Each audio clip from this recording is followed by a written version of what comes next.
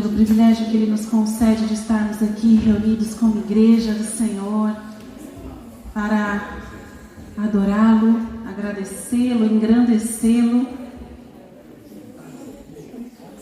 Feche seus olhos, faça isso então nesta hora, agradeça ao Senhor por mais essa oportunidade que Ele nos tem dado.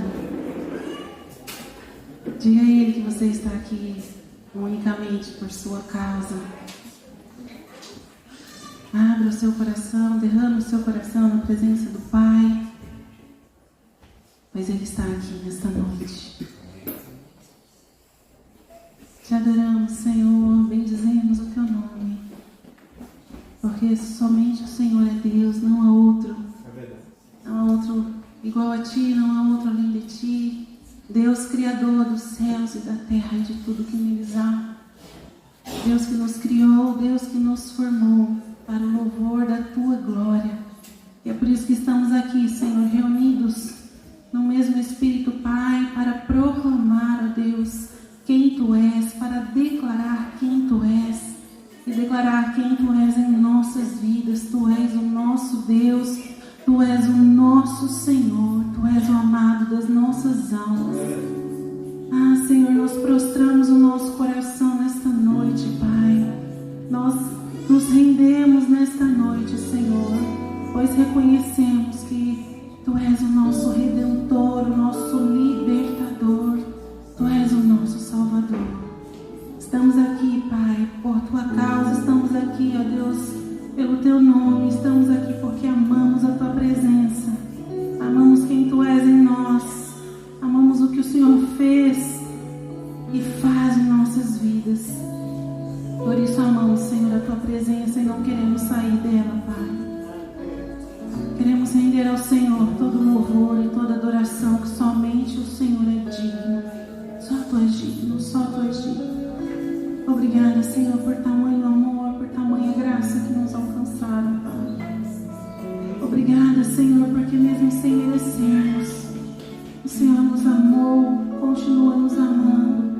Mesmo, ó Deus, quando falhamos, o Senhor não nos despreza, o Senhor não nos abandona, mas o Senhor nos convida mais uma vez, nos chama mais uma vez para voltarmos aos Teus braços de amor e vivemos a vida que o Senhor preparou para nós. Obrigada, Senhor, obrigada, porque o Senhor nos escolheu, que o Senhor nos olhou e mesmo não tendo nada de bom em nós, o Senhor nos amou e decidiu derramar sobre nós do Teu amor e da Tua presença. Derramou sobre nós o Teu Espírito Santo. Seja engrandecido, Pai, através das nossas vidas nesta noite. Aqui está a Tua igreja, Senhor. Aqui está o Teu povo. Aqui está a Tua noiva. Seja adorado, Pai, em nome de Jesus. Aleluia, glória a Deus.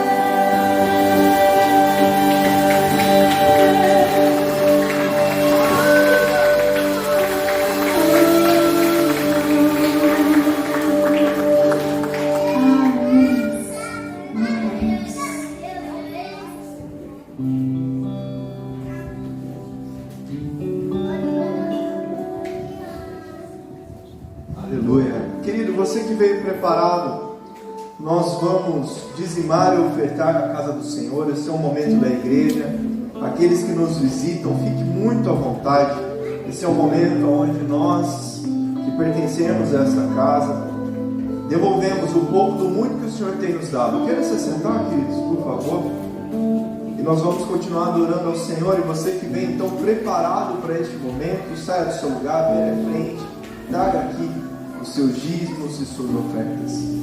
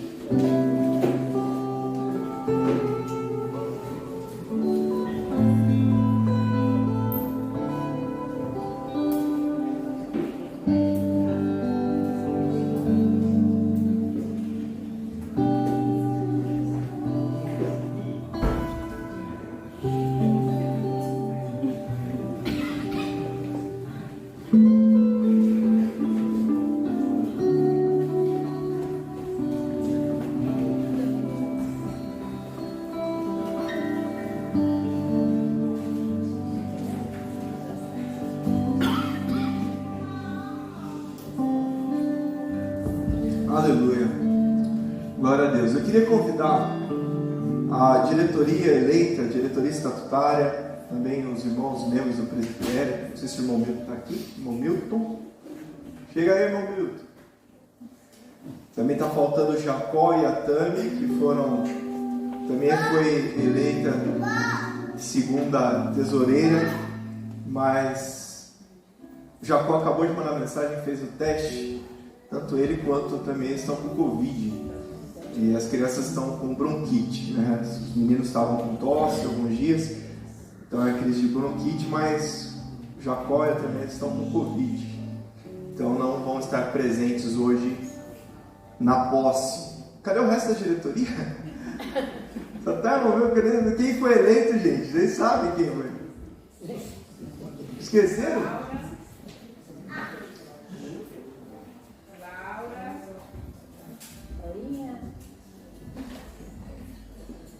O que foi?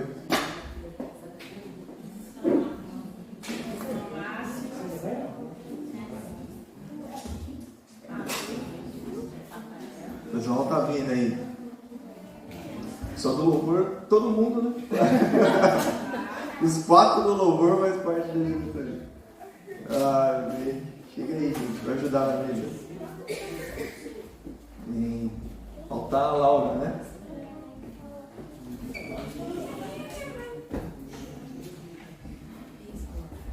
Obrigado. Então, a Laura sumiu, né? A Laura esteve por aqui conosco. Agora, espero que a Laura não tenha sido arrebatada, porque aí tá todo mundo aqui, né? No sal, né? Espero que não tenha. Gente, não precisa ficar todo mundo junto, você pode dar uma espalhada aqui, ó. Fica aqui todo mundo junto. Queria convidar a igreja a se colocar de pé e eu vou apresentar os irmãos, né? Primeiro vice-presidente, Harry, foi eleito para o próximo mandato. Segundo vice-presidente, irmão Márcio, Hélio Márcio, também foi eleito aí para o próximo ano. Primeira secretária, minha esposa, linda, irmã Paula. Segunda secretária, a Laura, em algum lugar que ela esteja. Primeira tesoureira, irmã Lucimeire, continua, né, nesse novo mandato. Segunda tesoureira, Tamier. E os membros do presbitério, irmão Milton e irmão Jacó.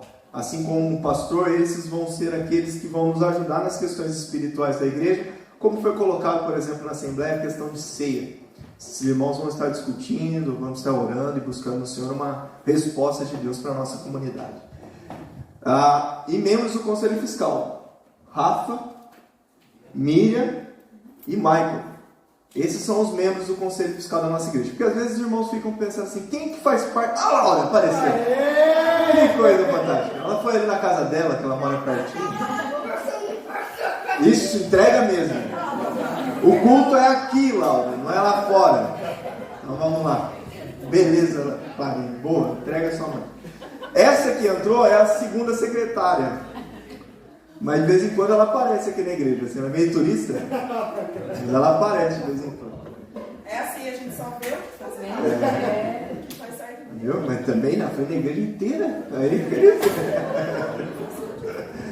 Aí, irmãos, que às vezes fica uma dúvida: quem faz parte da diretoria? Quem são os membros da diretoria? E eu quis que fosse na ceia, para que os irmãos então cheguem neles. Se tem alguma questão da igreja, alguma questão administrativa, alguma questão ministerial, esses são os nomes que os irmãos podem chegar e estar falando. Que eles com certeza vão falar para o pastor e a gente vai tomar uma atitude coerente em relação à solicitação dos irmãos. Então eu queria convidar os irmãos para estender suas mãos para cá. Nós vamos orar, dando posse a essa diretoria nessa noite, agradecendo a Deus pela diretoria passada, pelo irmão Adilson, pela irmã Rose, pela Cris, esses irmãos que fizeram parte da diretoria e agora estão um novo chamado, aguardando no Senhor um ministério. E nós oramos ao Senhor também, agradecendo pela vida daqueles que continuaram e que vão trabalhar pelos próximos 2 anos. Que o Senhor dê sabedoria aos teus filhos. Deus e Pai, nós te glorificamos, Senhor. Nós a ti oramos, clamando a ti, que as tuas mãos poderosas sejam sobre a vida dos teus filhos e que eles sejam servos, ó Pai, que sirvam a igreja, que o trabalho, ó Deus, que tudo que eles fazem seja para a glória, para o louvor do teu nome, Senhor. Caia por terra toda atitude humana, toda carnalidade e nos ajuda, ó Deus, a sermos um instrumento na vida da tua igreja.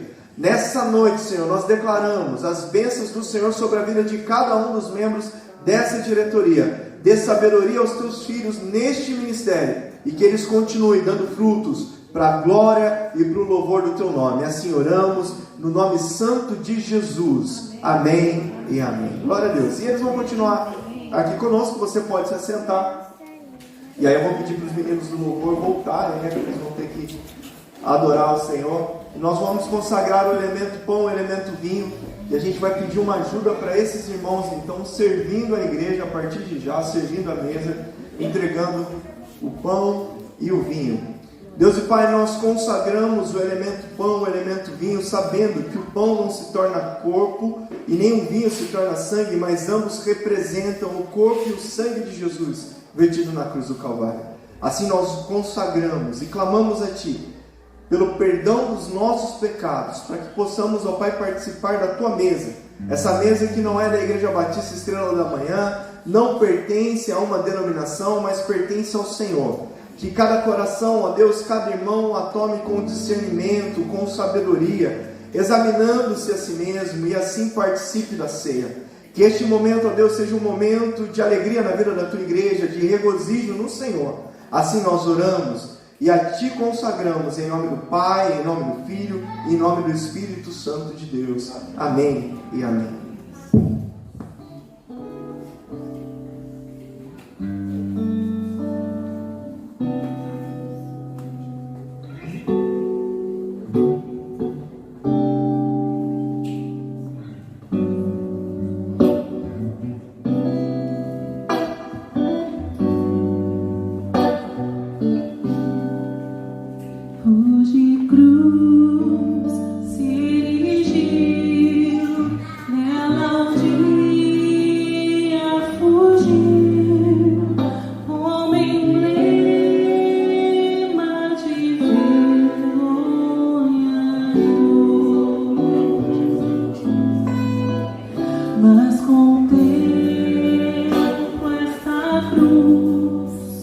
Porque nela Jesus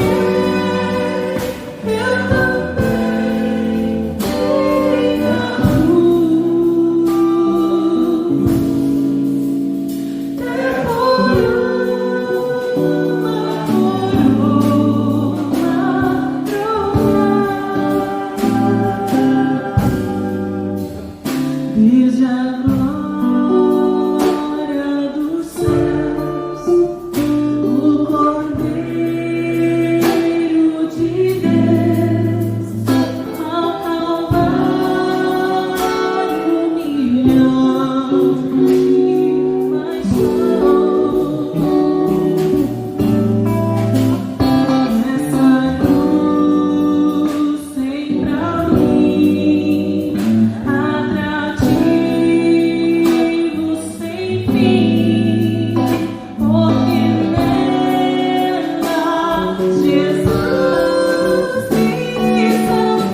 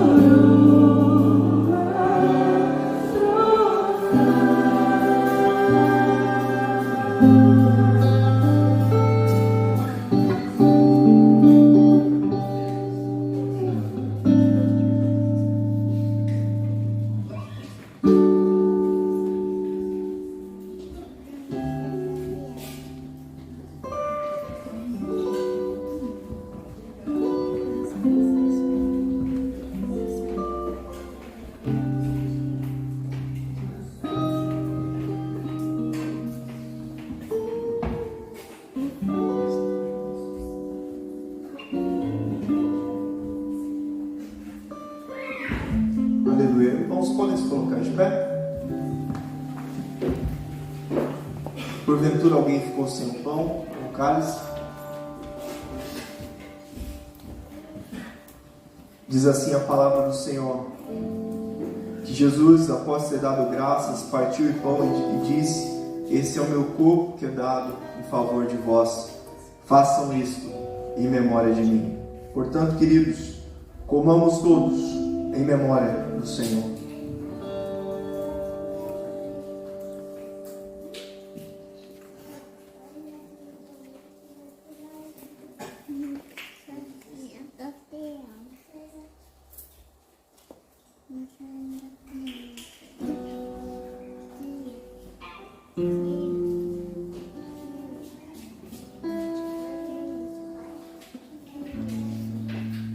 Semelhante modo, após haver ceado, o Senhor Jesus tomou o cálice e disse: esse cálice é a nova aliança no meu sangue. Façam isso todas as vezes que se reunirdes em memória de mim. Porque todas as vezes que comermos deste pão e bebermos deste cálice, anunciamos a morte do Senhor até que Ele venha. Por causa do sangue de Jesus, queridos, nós fomos unidos com Deus. O nosso pecado e as nossas transgressões nos separavam de uma comunhão com o nosso Pai. Mas Deus, pelo seu infinito amor e pela sua infinita misericórdia, escolheu entregar o seu Filho unigênito, para que todo aquele que crê nele não pereça, mas tenha vida eterna. Esse mistério é algo que a igreja memorialmente o faz todas as vezes que nos reunimos no primeiro domingo do mês. Mas, queridos, essa graça, favor imerecido, é algo que tem que estar no nosso coração, na nossa mente, todas as vezes que nos reunimos em memória do Senhor. Todas as vezes que estivermos no culto, adorando ao Senhor, todas as vezes que tivermos uma oportunidade de visitar um irmão, de estarmos juntos falando da palavra e orando juntos, é o momento que nós temos para lembrarmos do amor de Deus em Cristo Jesus. Um culto não é só mais um culto em nossas vidas. Um domingo não é só mais um domingo em nossas vidas. É um momento onde nós nos lembramos do amor de Deus no nosso bendito Pai. É um momento onde nós lembramos do sacrifício de Jesus na cruz. É o momento onde eu e você tomamos posse dessa herança e declaramos a vida eterna em Cristo Jesus. Tomamos todos então, em memória e gratidão ao Senhor.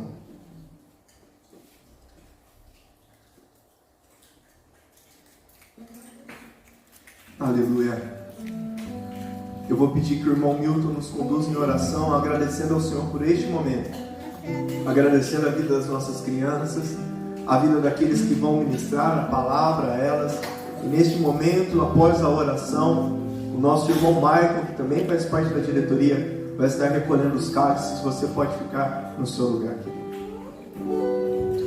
Deus, obrigado que estamos aqui, ó Deus, nesse lugar, para prestarmos um culto ao Senhor, que o Senhor é merecedor de toda adoração, todo louvor. O Senhor mesmo já afirma na sua palavra que deixou um grupo de pessoas aqui. O Senhor formou pessoas para te louvar e engrandecer o teu nome. E o Senhor é merecedor de todo louvor. Mas olha, Pai, nessa hora também queremos te pedir pelas crianças que estão crescendo ouvindo a tua santa palavra.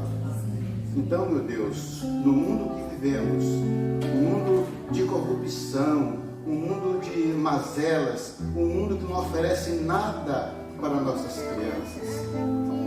Então, Deus, nessa hora, usa as irmãs para ministrar para essas crianças.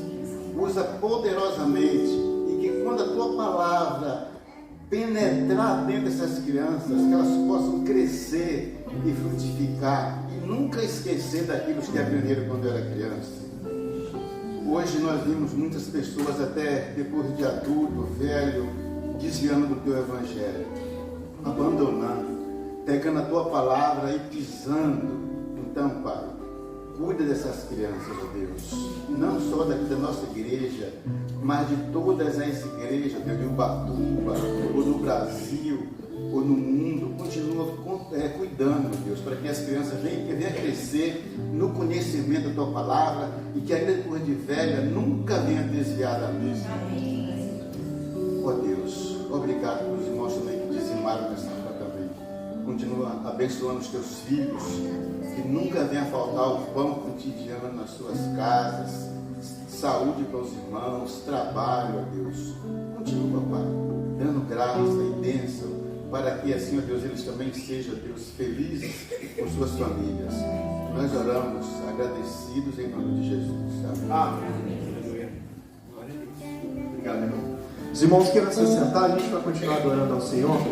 O irmão Michael vai recolhendo aí os cálices.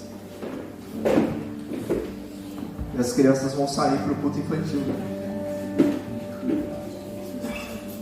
Esta cruz padeceu,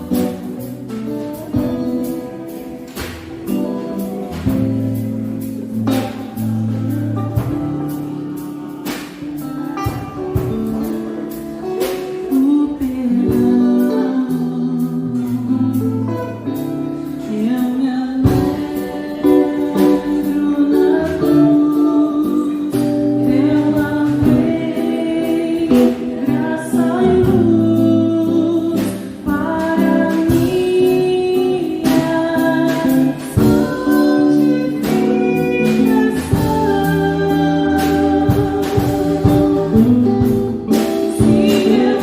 eu amo a mensagem da cruz, meu amor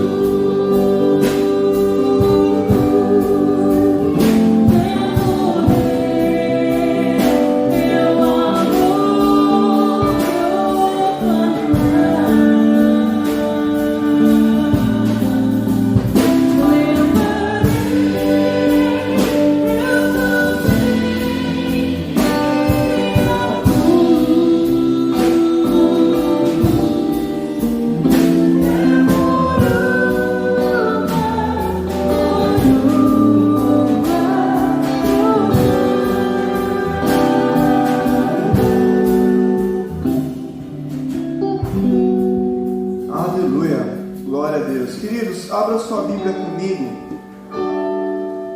em Salmo de número 51. Eu estou ensaiando para começar as parábolas de Lucas. Ah, meus queridos, Deus me deu uma outra palavra aqui. Salmos 51. Algumas semanas, já acredito aí uns 2, 3 meses, tem se falado muito a respeito de um pastor que cometeu uma falha e na internet ele foi bem hostilizado, ele e sua família, e agora você que gostava de um programa que chamava Video Show, e gostava de ver ali erros de gravação, algumas curiosidades, você que gostava na época desse programa, parece que os evangélicos também entraram numa outra linha, né? De gostar de ver gente com problema, irmãos que caíram, e jogar na mídia como se nada estivesse acontecendo, como se não fosse família, como se não fosse pessoas que estavam enfrentando dificuldades. E semana passada, não estou falando que algo seja algo normal, o que aconteceu na vida desse pastor, mas também não estou dizendo que a sua fala na internet foi uma fala que trouxe certo reconhecimento da sua falha. E aí o Senhor começou a falar no meu coração sobre isso, sobre confissão. O pastor Tiago, aqui no domingo passado, falou a respeito de viver em santidade, de uma das questões de hombridade, algumas questões que o homem precisa ser trabalhado pelo Senhor. E uma das coisas que ele falou claramente foi a respeito de confissão. Eu sei que cada mensagem, cada fala, cada pregador, cada palavra, talvez o Espírito Santo tenha falado com você em outras áreas, em outras mensagens. Mas uma das coisas que ficou no meu coração é a respeito disso, quanto que nós confessamos. Quanto que nós, de fato, nos achegamos diante do Senhor, reconhecendo que somos falhos, pecadores, e rasgamos não só o estereótipo das vestes, como era no Antigo Testamento, mas rasgamos o nosso coração diante do Senhor. E nos colocamos de fato como esses que perecem, que carecem da graça de Deus. Porque, como eu falei aqui na quinta-feira, no estudo da palavra, a gente estava falando sobre oração. E eu falei que a oração é algo interessante, porque quando nós nos achegamos ao Senhor, reconhecemos Ele como nosso Senhor e Salvador, a primeira vez que nós chegamos a uma igreja, um pastor faz um certo apelo e você vai à frente, levanta uma de suas mãos e faz uma oração que é a famosa oração de confissão. E nessa oração de confissão você repreende também na sua vida, se em algum momento da sua história você viveu aí sobre feitiçaria, sobre vícios, sobre certas circunstâncias, e naquele momento você ora confessando o seu pecado, e a partir daquele momento então você tem uma nova vida com Deus.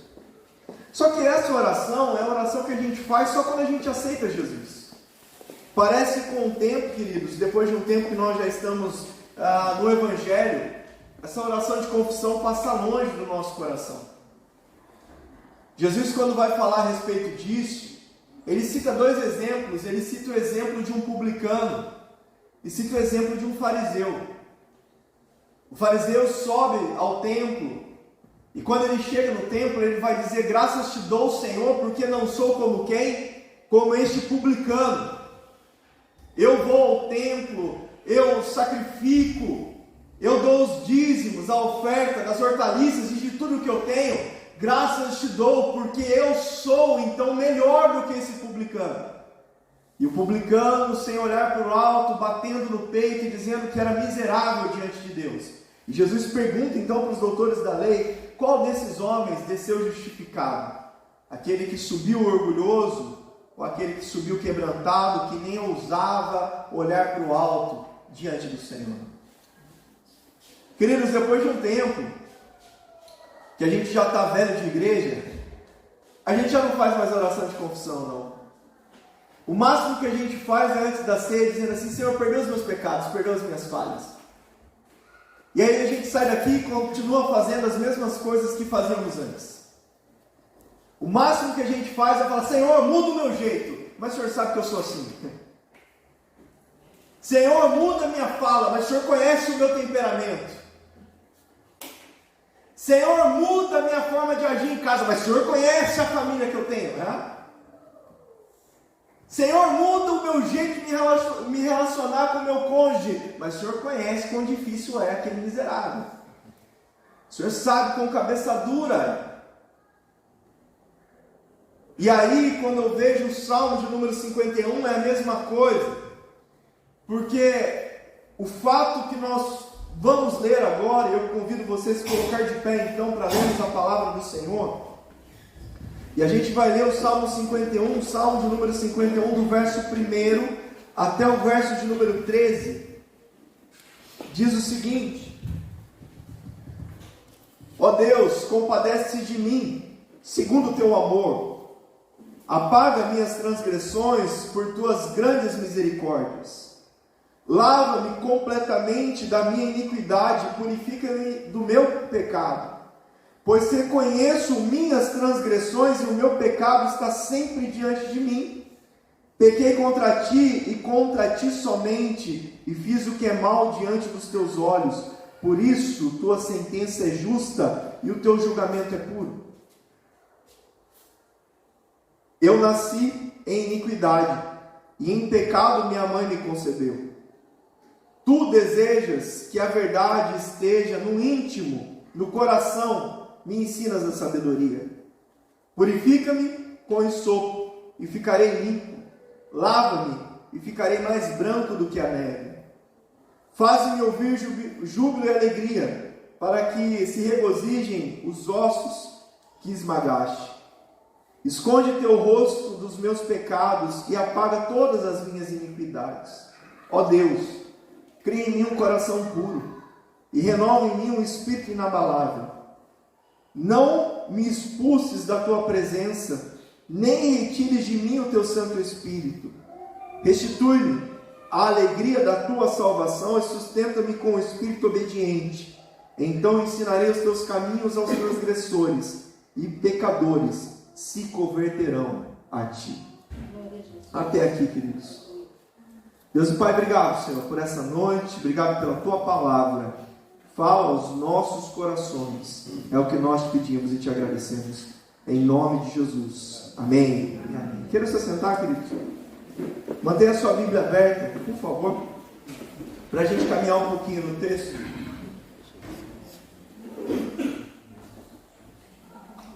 Para os irmãos entenderem um pouquinho o que estava acontecendo aqui, Davi escreve esse salmo, e alguns comentaristas vão dizer que provavelmente não tenha sido Davi que o escreveu, mas alguns homens que escreveram também os salmos, desses que nós não conhecemos a autoria, e provavelmente esses homens se lembraram de Davi ao escrevê-lo. Trouxeram à memória a vergonha que Davi cometeu para então escrever esse salmo, porque mais à frente tem alguns detalhes históricos que não coincidem com o fato do que Davi estava passando. Uma das coisas que é muito interessante, que todos os outros salmos, e a maioria dos seus salmos, geralmente o salmista está pedindo consolo a Deus, refrigério a Deus, refúgio em Deus, buscando em Deus algo que ele possa então ter paz ao seu coração por causa dos inimigos à sua volta, os inimigos que tentam destruir. Eu tenho certeza que você gosta de ler esse tipo de salmo. Senhor, ponha por terra os meus inimigos, né? Os outros salmos é ele falando ao derredor, mas este salmo de número 51, ele não olha para os seus inimigos, ele olha para o maior inimigo que ele pode combater, que é o inimigo dentro dele mesmo, o coração dele, pecador, caído, que comete um pecado, e não só um pecado, mas arquiteta um pecado totalmente mau aos olhos de Deus. Davi, em 2 Samuel, no capítulo número 11 e 12, ele comete um pecado terrível. Os irmãos bem lembram dessa história. Se os irmãos não lembram na Bíblia, eu tenho certeza que os irmãos viram a novela da Record. Davi comete um problema gravíssimo, um pecado gravíssimo. Qual é esse pecado? Primeiro, Davi foi chamado para ser o líder do exército. Joabe, toda a sua liderança, homens de guerra, valentes de Davi, os gaditas e tudo mais, eram liderados por um homem que era então um homem com coração, com cara de leão, bravo de Davi de fato, como Davi era. E era para ele estar à guerra. Mas nesse período, o que Davi estava fazendo? Ele estava lá no seu castelo. E por volta da tarde, Davi, pelo jeito, estava ocioso, porque não acordou cedo. O texto vai dizer em 2 Samuel capítulo 11, que ele acordou já à tarde.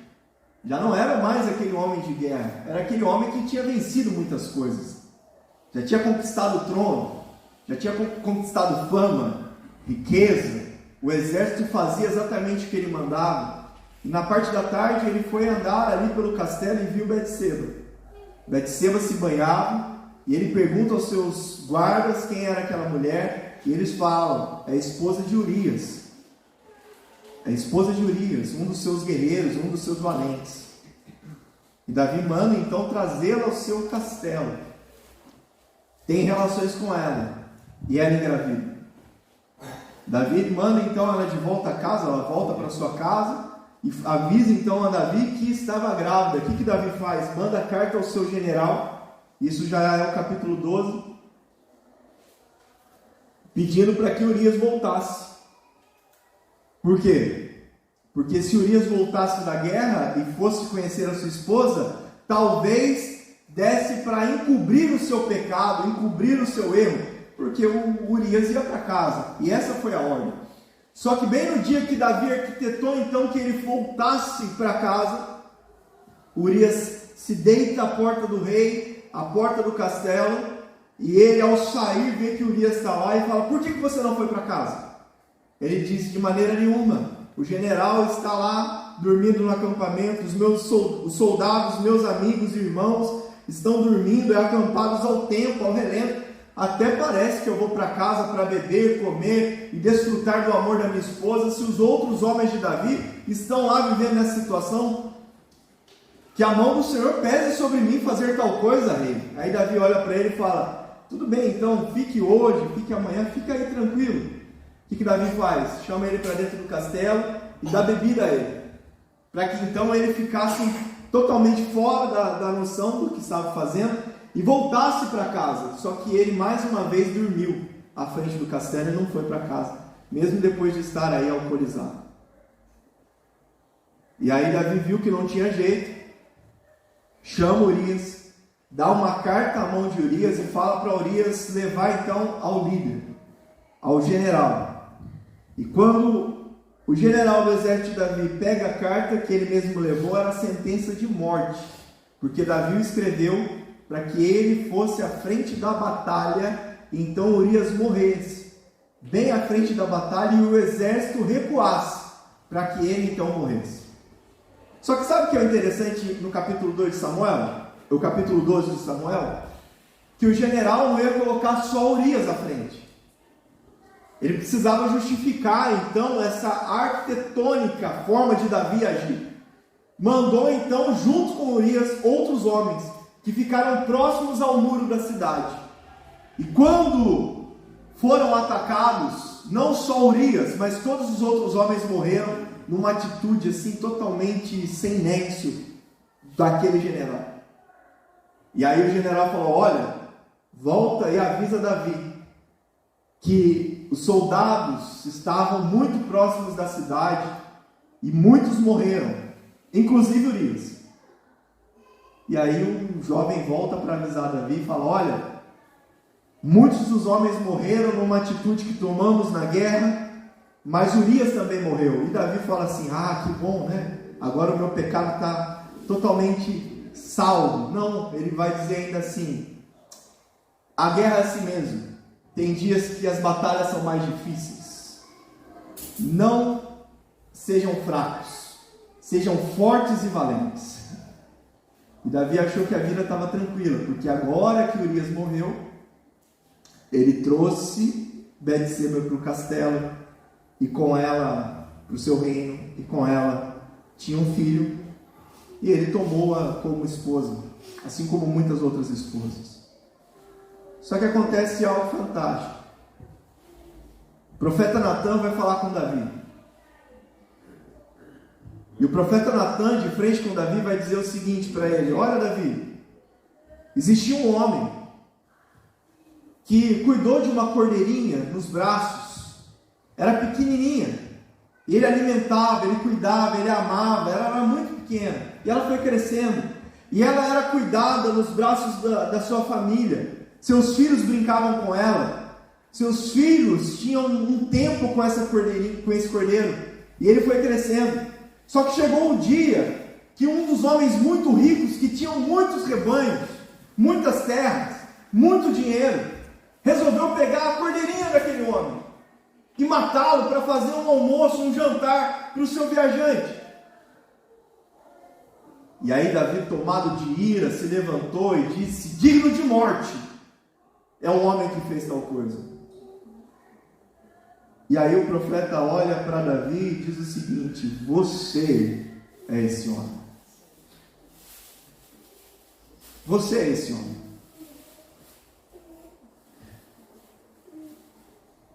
Provavelmente então Davi escreveu esse salmo quando ele foi confrontado. Irmãos, como é bom a gente ser confrontado. Tem muita gente que não gosta de palavra de confronto, porque quando é confrontado, fala assim: tá doido? Esperei o domingo todo para ir na igreja, não sabia se ia ou não ia, eu vou ouvir uma palavra dessa para me confrontar? Mas a palavra de Deus vai nos dizer que Ele repreende todos que amam. Ele repreende aqueles que Ele ama. E quando Davi foi repreendido por Natan, Davi se coloca agora em jejum, clamando a Deus pela vida daquela criança, porque o que Natan fala para Davi é o seguinte: por causa da sua confissão, por causa do seu arrependimento, você não vai morrer, mas as consequências do seu pecado, isso vai acontecer, a criança vai morrer. A criança a qual você teve com Betseba, essa vai morrer. E Davi jejua, Davi ora, Davi se coloca diante do Senhor, Davi se rasga diante de Deus, mas mesmo assim, Deus recolhe esse garoto. E o Salmo de número 51, do verso 1 até o verso de número 4, se você puder ler comigo novamente.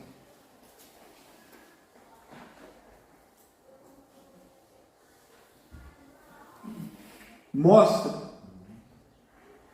o arrependimento daquele que foi confrontado por Deus. Ó Deus, compadece-te de mim, segundo o teu amor. Apaga as minhas transgressões por tuas grandes misericórdias. Lava-me completamente da minha iniquidade e purifica-me do meu pecado. Pois reconheço minhas transgressões e o meu pecado está sempre diante de mim. Pequei contra ti e contra ti somente, e fiz o que é mal diante dos teus olhos. Por isso, tua presença é justa e teu julgamento é puro. Quando nós somos confrontados de fato pelo Espírito Santo de Deus, pelo Senhor, acontece algo tremendo nas nossas vidas. Nós reconhecemos quem somos, reconhecemos o nosso pecado, reconhecemos a nossa falha. Queridos, como nós temos a capacidade de não olharmos para nós mesmos quando a dificuldade chega à nossa porta. Eu estou cansado de ver pessoas que justificam o seu pecado. Como eu disse, esse pastor, eu vi que ele foi realmente achincalhado nas redes sociais. E quão perverso é o cristão. Eu fico pensando que muitos que beberam daquela fonte, ao invés de ser agora braços, abraços, acolhimento, são aqueles que apedrejam. E eu fico pensando em relação a isso. Porque dentro do nosso coração nós colocamos uma expectativa no outro. E se você coloca às vezes sua expectativa no Amaury, meu irmão, vai ter dia após dia que eu vou errar, eu vou pecar. Você vai olhar para mim e aí vai dizer, não acredito que esse cara está fazendo isso. Eu vou, irmão. Porque eu sou igual a você, eu cometo as mesmas falhas. Esses pastores que se colocam em uma situação ainda como se fossem homens que não falham, e o povo idolatra por isso. Quando esses homens erram, eles têm mais dificuldade ainda de reconhecer pecado. Por quê? Porque foram colocados em lugares que não deveriam estar. Porque se tem um povo que é idólatra, é o crente. O crente é mais idólatra que os irmãos católicos. Quer um exemplo? Quantas vezes você cita alguém falando, não, mas porque o Silas falou tal coisa? Porque você viu quem está na rede social? O nosso líder supremo. Quantas coisas a gente compartilha de outros? Quanto que a gente compartilha da palavra? Quanto que a gente vive da palavra? Quanto que a gente se alimenta da palavra? E quando nós somos confrontados em relação ao nosso pecado, queridos, a gente precisa ter uma posição. Porque o salmista vai dizer duas coisas que me chamam a atenção. Verso de número 2. Lava-me completamente da minha iniquidade. Da minha iniquidade. Em outras versões, vai dizer da minha culpa. Nós temos a capacidade de jogar a culpa no outro. Nós temos a capacidade de deixar a culpa no outro. Quer um exemplo claro? Você que é casado, sempre tem que usar o casado, né?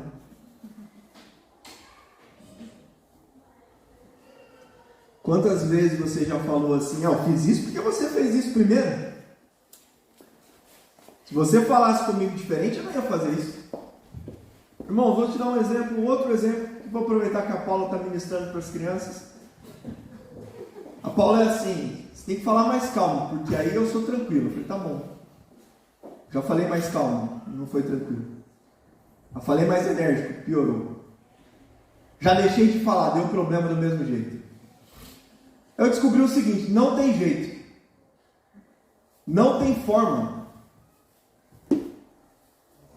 E a outra pessoa sempre vai dizer o seguinte, não, eu sou assim, porque você me faz ser assim. O Davi não chegou para Deus, preste atenção no que eu estou dizendo. Davi não chegou diante de Deus dizendo assim, é lógico que eu pequei. O Senhor soberano como o Senhor é, a autoridade suprema, permite que Betseba venha tomar banho aqui, eu sou homem. Você quer o que, Deus? Foi ela que estava ali se banhando. Foi o Senhor. Desde Gênesis o homem faz isso com Deus. A mulher que tu me destes. A mulher que tu me destes. Você acha que a culpa é o quê? Da mulher? Ou ele está dizendo para Deus, a culpa é do Senhor, porque o Senhor me deu essa mulher. A mulher que tu me destes. O homem já joga sempre desde o Gênesis a culpa do seu erro no outro. Eu agi assim porque o outro fez com que eu fizesse assim. Não, meu irmão, quando nós somos confrontados de fato com a palavra da verdade, quando a luz do Evangelho vem ao nosso coração, a gente faz igual Isaías no capítulo 6, o verso 1 em diante. Ai de mim, que sou pecador, os meus olhos são impuros, a minha boca é impura, eu ando no meio de um povo impuro. sepulcro, ai de mim que vou perecendo, porque os meus olhos viram a Deus. Mas não, a gente culpa o outro. Você viu que o pastor tal fez, você viu que o irmão tal fez, você viu que o Mauri fez, você viu que o Harry fez, você viu que não sei o que. Irmão, esses caras que eu estou falando para você vão errar sempre. Ai de mim,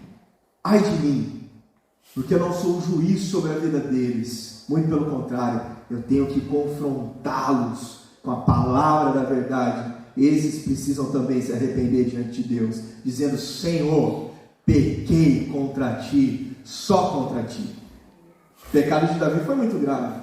Talvez você pode dizer: mas pastor, o pecado de Davi foi algo assim enorme, porque uma mensagem tão dura dessa, eu sou alguém tão bonzinho, eu torço para o São Paulo igual o Senhor, olha que coisa boa, ganhamos hoje.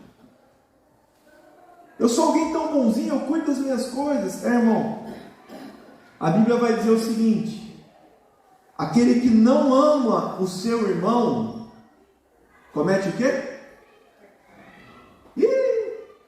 Aquele que não ama o seu irmão, comete o quê?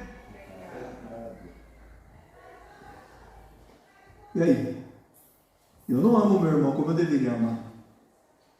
Sou pecador. Eu sou aquele que às vezes vai passar aqui na frente da igreja, igual estava acontecendo um dia desse, que eu estava assim, cheio de problema para resolver naquele dia, na semana do aniversário da igreja. Eu tinha que voltar para buscar o Harry ainda, para deixar meu carro com ele. Eu ia voltar para cá e ia para o plantão. E aí eu vou parar o carro aqui dentro da igreja, e um cara me para a bicicleta na frente do portão e fala: não está me vendo aqui, irmão? Vai me atropelar? Eu falei: só se eu fosse o The Flash para te atropelar. Eu estou devagar. Oh, mas eu estou passando. Eu falei: então volta. Então volta, que hoje a gente vai ver o que vai acontecer. Hoje o pastor está nervoso. Eu pensei em 10 irmãos assim, para ficar mais forte ainda, né? Ainda bem que ele foi embora. Por que eu estou falando isso para vocês, irmãos? Porque se a gente fala que não comete pecado, nós somos mentirosos. Isso que a segunda carta de João está dizendo. Nós somos mentirosos, porque somos pecadores. E essa oração de confissão diante do Senhor é algo que tem que estar no meio da igreja, no seio da igreja. O coração que se coloca diante do Senhor, não com estereótipo, dizendo assim: ah, pequei mesmo, mas eu sou assim. Mas não: Senhor, pequei contra ti somente eu pequei, porque o meu pecado foi contra o meu semelhante, foi contra o meu irmão, e o Senhor ama esse povo, e porque eu pequei contra eles, eu pequei contra o Senhor. Davi arquitetou a morte de muitos, porque quando ele matou Urias, ele matou mais um monte. E a gente se esquece que Deus olha o homem com amor, porque é esse o texto que nós falamos aqui na ceia, em João 3,16, porque Deus amou o mundo de tal maneira que entregou o seu Filho, e nós então estamos longe do outro, não amamos o outro, temos cometido pecado. Segundo, Davi pede perdão a Deus, confessa o seu pecado diante de Deus, porque ele confia no caráter de Deus. Davi confia no caráter de Deus. Ele vai dizer no verso 4 que a tua sentença é justa e o teu julgamento é puro. O verso 1, ele vai dizer que Deus tem grandes misericórdias. Isso ainda no verso 1. Agora no verso de número 8, que nós já lemos, ele fala que Deus faz ouvir o júbilo e a alegria para que se regozijem então os ossos que ele mesmo esmagaste. A disciplina de Deus também tem a ver com o amor e com o caráter de Deus sobre a sua misericórdia. Davi reconhece que é melhor estar na mão do Senhor, porque o Senhor é misericordioso, do que na mão dos homens que não agem com misericórdia. Deus tem poder para mudar as nossas histórias. E Davi reconhece não na sua força, não naquilo que ele é, mas no caráter de Deus e na presença de Deus em sua vida para transformar o seu coração. Meu querido, não é possível nós vivermos então esse coração puro que o Davi vai dizer. Não é possível que a gente seja renovado como Davi vai pedir ao Senhor, com uma atitude humana. Com uma atitude humana a gente consegue conviver. Com uma atitude carnal a gente consegue estar próximo. Com uma atitude carnal humana a gente consegue se adequar. É por isso que a gente tem vivido um tempo hoje que os evangélicos não fazem mais a diferença de fato aonde estão inseridos. Porque um novo nascimento não acontece. Acontece só uma aderência ao Evangelho. É por isso que às vezes a gente mora numa cidade onde o IBGE vai dizer que mais de 50% das pessoas são cristãs. E a gente vê biqueira em tudo que é lugar. E a gente vê irmãos tomando assim todos os tipos de remédios possíveis. E a gente vê lares sendo destruídos. E a gente vê os nossos filhos vivenciando a droga. E a gente fica pensando aonde está o povo de Deus separado. Eu me lembro que na pandemia, antes da pandemia, tinha caravana e caravana de um monte de lugar do país para um negócio chamado Descende. E impressionante, lotado, os estádios lotados, e os pregadores que a gente gosta, tudo lá pregando. Foi assim um evento fantástico. E 4 estádios lotados, né? Acho que foi o Allianz e mais uns outros estádios que eu não lembro. E aí, num determinado momento, aqueles jovens, adultos e todos que estavam lá, tiravam seus sapatos e descende, né? Essa questão de serem enviados, os enviados. Eles levantavam os sapatos e diziam assim naquela oração: eis-me aqui, Senhor, e envia-me a mim. E eu acho legal esses movimentos, porque de fato traz assim uma alegria ao coração, né? Mas aí eles voltam para casa, aí eles voltam para sua cidade. E aí aquela chama daquele movimento todo que estava lá, todo mundo junto, parece que vai se perdendo. E esse é o problema que a gente vive hoje no decorrer das igrejas, nas histórias da gente como igreja, na onde a gente está chegando com a igreja evangélica, onde a gente está chegando com os nossos irmãos, onde a gente está chegando com a nossa denominação. Quando a gente vê pastor Batista vendendo templo de igreja, quando a gente vê a igreja batista fazendo assembleia para tirar pastor, quando a gente vê a igreja batista que não tem comunhão uns com os outros,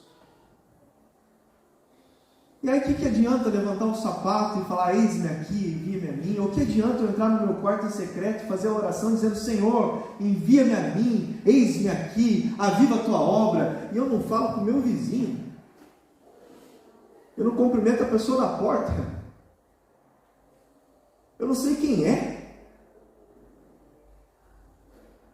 Eu não sei quem é o vizinho da igreja.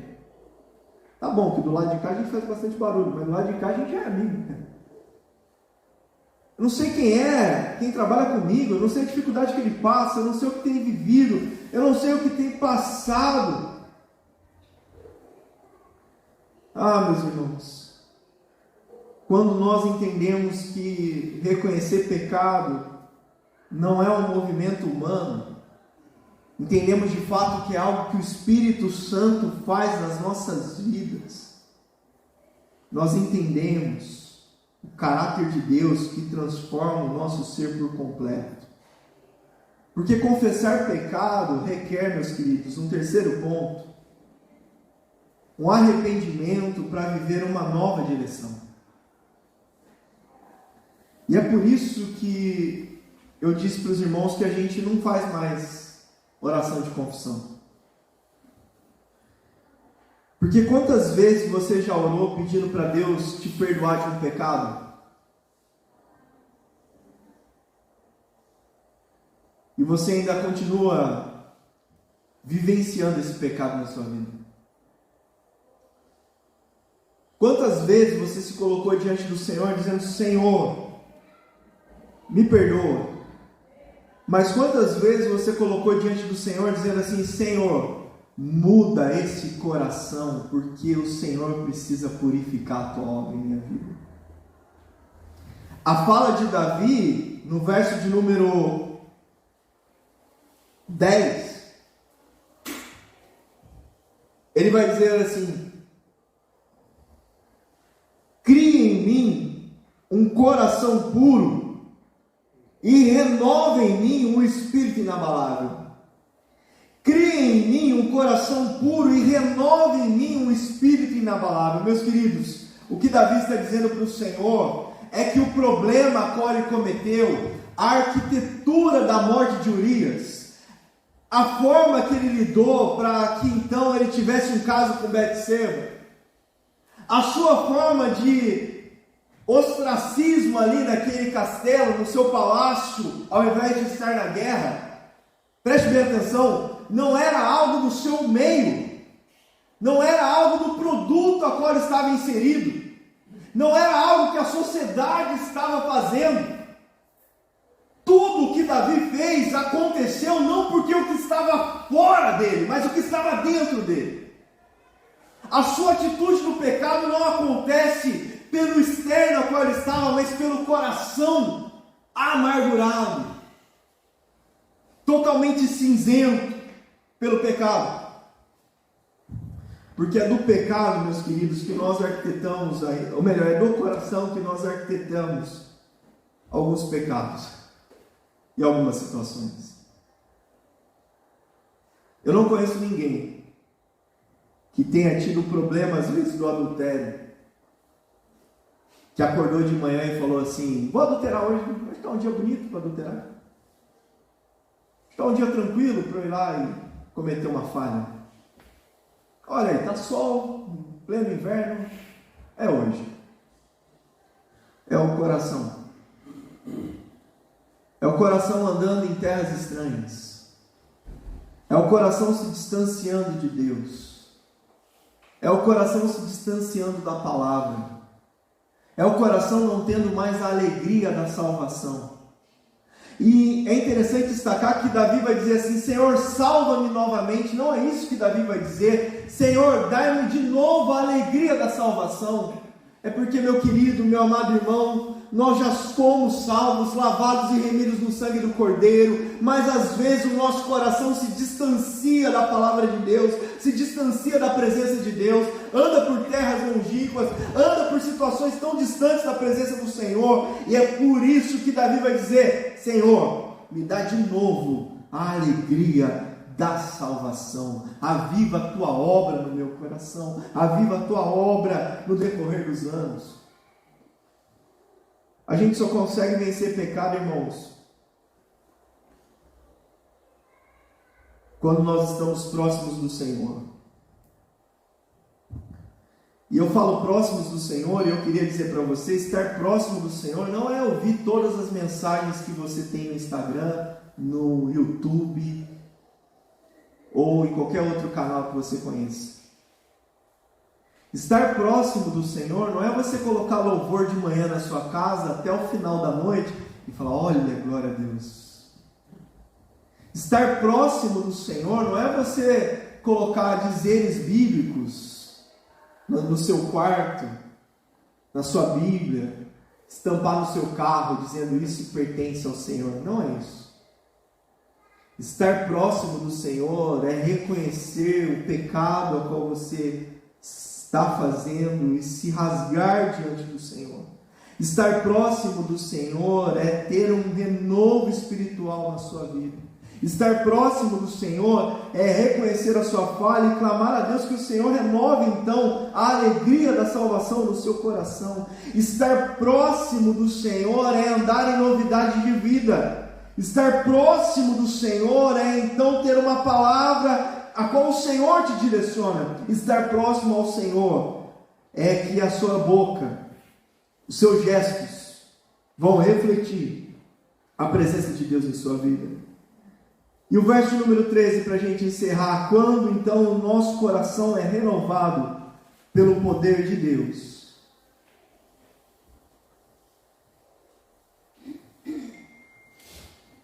Então ensinarei os teus caminhos aos transgressores, e pecadores se converterão a ti. Irmãos, essa é a parte mais difícil que eu vou dizer para você nessa noite. O pecado nos paralisa. O pecado nos paralisa. A culpa do pecado nos paralisa. A acusação do inimigo nos paralisa. Você sabe quando você vai convidar alguém para fazer algo e a pessoa te responde o seguinte: não estou preparado? Você acha que é por causa do quê? Você acha que é por causa só do conhecimento da palavra? É porque ela acha que não está digna para fazer aquilo. Quando você chega próximo de uma pessoa e fala: olha, o Senhor te chama para usar a sua vida, para que você faça algo para o reino, e a pessoa: não estou preparado, não sou eu. Você acha que é só o medo? Ou porque às vezes a gente não quer abandonar o pecado? A gente tem pecado de estimação, irmãos. Tem pecado que a gente cuida igual um cachorrinho. A gente alimenta. Às vezes ninguém sabe. Mas a gente alimenta, a gente fala dele, a gente pensa. Mas às vezes nem um cônjuge sabe. O Hernandes Dias Lopes falou um negócio que eu fiquei pensando. Falei: misericórdia, se for comigo, estou no sal, perco o emprego hoje. Imagina se o Espírito Santo de Deus resolvesse sondar o coração de cada um de nós. Cada um de nós. Não é o mês inteiro não, só essa semana. Sondasse o nosso coração em todas as áreas. E num culto de domingo, lotado como aqui, colocasse aqui no telão tudo aquilo que o nosso coração pensou e passou no nosso coração essa semana e fosse exposto. Você vai dizer: não tem um pecado igual Davi não, pastor, mas não passa o meu aí não, por favor. Deixa eu sozinho, entendeu? Irmãos, eu quero te dar uma notícia. Todos nós pecamos, estamos destituídos da glória de Deus, mas damos graça a Cristo Jesus, nosso Senhor e Salvador, que nos lavou e purificou de toda iniquidade e toda injustiça. Amém. É nele que eu quero trazer toda essa reflexão para os irmãos, mas era necessário colocar o nosso coração diante de Deus essa noite e rasgar as nossas vestes diante dele.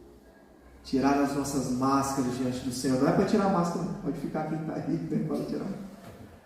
Tirar as nossas máscaras diante do Senhor e dizer: Senhor, ai de mim, tem misericórdia de mim, que vou perecendo. Que o maravilhoso amor de Deus, nosso bendito Pai, a graça do seu Filho amado Jesus Cristo e as boas, doces, agradáveis consolações do Espírito Santo de Deus seja com as nossas vidas, seja com essa igreja amada do Senhor, não só hoje, mas para todos sempre. Amém. Amém. Se coloque de pé, querido, nós vamos adorar ao Senhor e vamos encerrar o culto dessa noite. Os irmãos que nos visitam, muito obrigado pela sua presença. Nós vamos cantar Renova-me, essa música tão conhecida, porque carecemos da graça do Senhor em nossas vidas, carecemos do cuidado do Senhor em nós. Ah, se não fosse o Senhor, pela tua bondade e pela tua misericórdia, já estaríamos consumidos todos nós. Adore ao Senhor e no final, cumprimente a pessoa do seu lado, dê um abraço à pessoa do seu lado, caso você não tenha esse receio, e vá em paz, em nome de Jesus. Deus abençoe. Glória a Deus.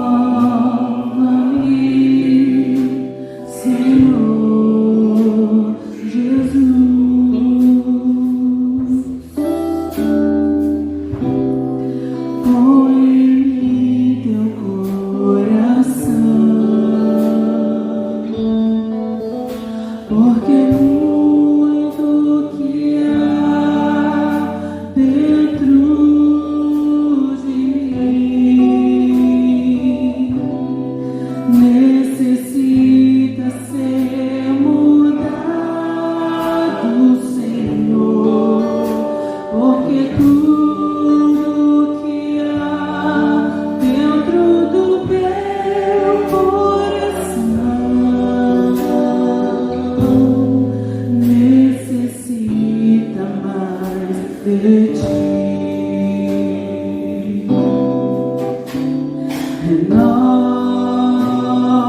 Renova-me, Senhor Jesus. Já não quero ser igual.